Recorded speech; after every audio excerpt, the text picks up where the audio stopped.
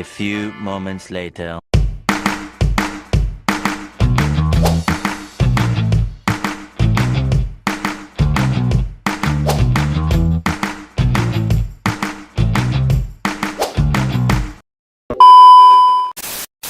Peradaban Islam pernah berjaya di Persia.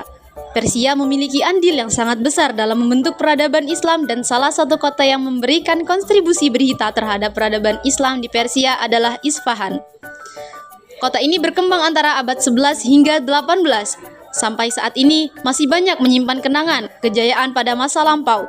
Kota ini juga banyak melahirkan banyak volunteer yang melebar, jembatan yang beratap, istana-istana, masjid-masjid, dan menaranya.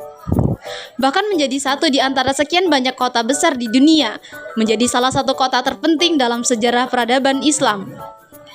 Ketika Daulah Syafawi berkuasa, Isfahan menjadi ibu kota yang sangat indah. Isfahan menjadi magnet bagi pendatang dari penjuru dunia dengan berbagai latar belakang. Karena keindahan dan kehancurannya, Isfahan dijuluki dengan sebuah kota separuh dunia atau Esfahanes Ejahan. Sejarah lahirnya Daulah Syafawi. Daulah Syafawi di Persia baru berdiri pada waktu Daulah Turki Utsmani sudah mencapai puncak kejayaannya. Namun, pada saat kenyataannya Daulah Syafawi berkembang dengan sangat cepat. Istilah nama Syafawi ini terus dipertahankan sampai tarekat Syafawiyah menjadi sebuah gerakan politik dan menjadi daulah yang disebut dengan Daulah Syafawi. Dalam perkembangannya, Daulah Syafawi sering berselisih dan bersinggungan dengan Daulah Turki Utsmani. Titik nama tarekat ini sesuai dengan nama pendirinya yaitu Safi al-Din, salah satu keturunan Musa al-Kadzim. Tarekat ini menjadi semakin penting setelah ia berubah bentuk dari pengajian tasawuf murni yang bersifat lokal menjadi gerakan keagamaan yang besar pengaruhnya di Persia, Syria, dan Analia. Dalam perkembangan berikutnya, penganut tarekat Syafawi sangat fanatik terhadap ajaran-ajarannya. Hal tersebut ditandai dengan adanya itikat yang kuat dari kalangan mereka untuk mendirikan kekuasaan tersendiri dengan dukungan yang kuat dari pengikutnya. Dan pada akhirnya, pengikut tarekat Syafawi membentuk suatu kekuatan yang mandiri, fanatik, dan penuh percaya diri. Di bawah kepemimpinan Junaid pada tahun 1447 sampai 1460, terbentuklah sebuah prajurit yang kuat. Daulah Syafawi juga melebarkan sayapnya dengan menumbuhkan kegiatan politik di dalam setiap kegiatan keagamaan. Efek dari kegiatan tersebut menimbulkan konflik dengan penguasa Karakoyunlu, yaitu salah satu suku Turki, yang menyebabkan kalahnya kelompok Junaid yang kemudian diasingkan. Di tempat pengasingan tersebut, Junaid mendapatkan perlindungan dari Diyarbakir, adalah suatu bangsa Turki yang tinggal di Uzun Hasan. Pada tahun 1459, Junaid merebut kota Ardabil di Persia. Akan tetapi, usahanya gagal. Pada tahun 1460, ia mencoba merebut Sirkasia, tetapi dihadang oleh tentara Sirwan, dan ia pun terbunuh dalam peristiwa pertempuran tersebut. Yang kemudian kepemimpinan dilanjutkan oleh anaknya yaitu Haidar. Pada masa kepemimpinan Haidar, militer Syafawi menjadikannya sebagai rival politik Aka Koyunlu dan dapat dikalahkan pada tahun 1467 Masehi, yang akhirnya Sirkasia dapat dikuasai. Namun Aka Koyunlu mengirimkan bantuan militer kepada Sirwan yang menyebabkan kalahnya pasukan Haidar dan Haidar pun terbunuh. Pada akhirnya, putra Haidar yang bernama Ali didesak oleh bala tentaranya untuk menuntut balas dendam atas kematian ayahnya. Akan tetapi, Yakub sebagai pemimpin Koyunlu menangkap dan memenjarakan Ali bersama saudaranya yaitu Ibrahim Ismail dan juga ibunya di Fars pada 1489 dan 1493. Mereka dibebaskan oleh Rustam, putra mahkota Aka Koyunlu, dengan syarat ingin bersaudara kembali dengan Ardabil. Namun tak lama kemudian, Rustam berbalik menyerang Ali bersaudara dan Ali pun terbunuh pada tahun 1494 Masehi. Pada akhirnya kepemimpinan diserahkan kepada Ismail yang kala itu masih berumur 7 tahun. Dalam kurun waktu 5 tahun, Ismail beserta pasukannya bermarkas di Gilan untuk menyusun pasukan dan kekuatan. Pasukan tersebut diberi nama Kizilbas atau Baret Merah. Pada tahun 1500 Masehi, pasukan Kizilbas di bawah pimpinan Ismail menyerang dan mengalahkan Aka Koyunlu di Sanhur dekat Khan Civan. Kizilbas berusaha memasuki dan menaklukkan Tabriz dan berhasil mendudukinya.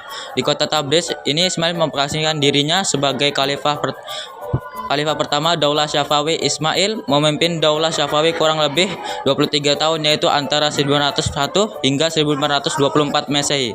Hanya dalam waktu 10 tahun pertama dia berhasil memperluaskan wilayah kekuasaannya menaklukkan seluruh wilayah Persia dan bagian timur bulan sabit subur.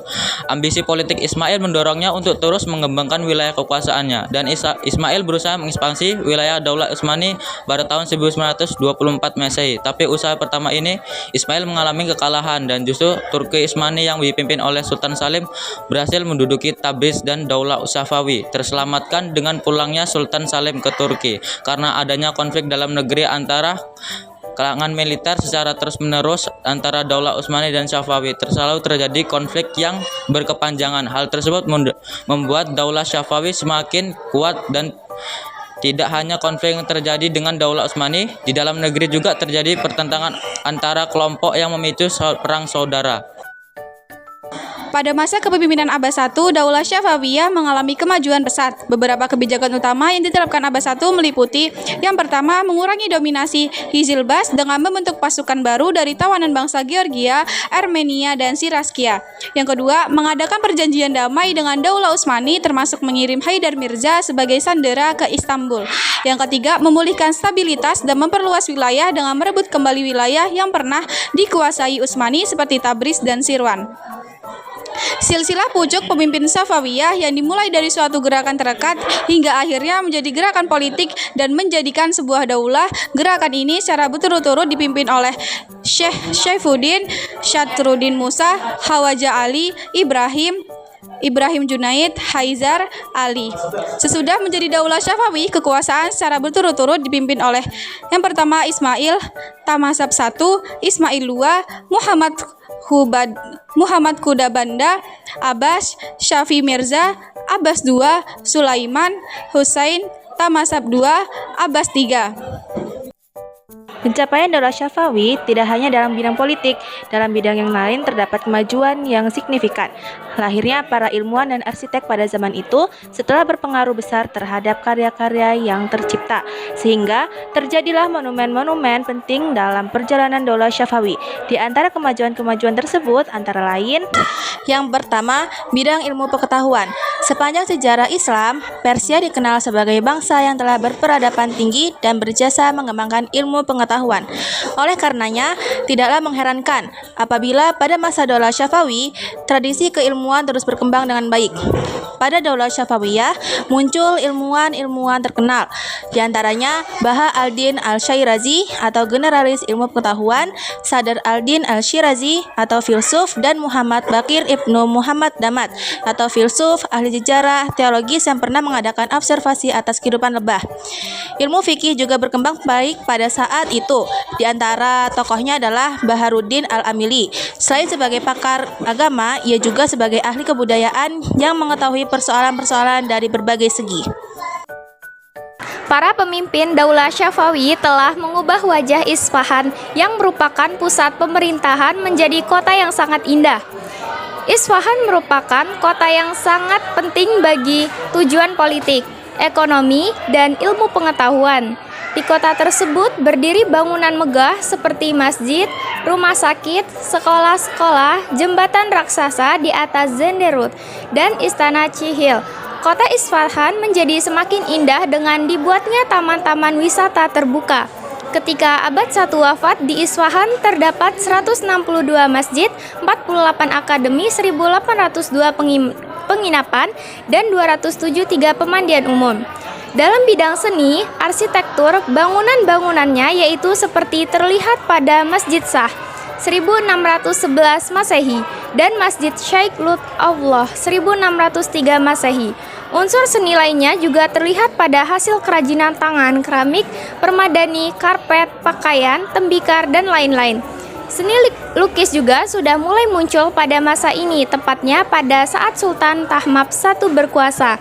Daulah Syafawi telah memberikan kontribusinya mengisi peradaban Islam melalui kemajuan-kemajuan dalam bidang ekonomi, ilmu pengetahuan, peninggalan seni, dan gedung-gedung yang memiliki nilai sejarah yang tinggi.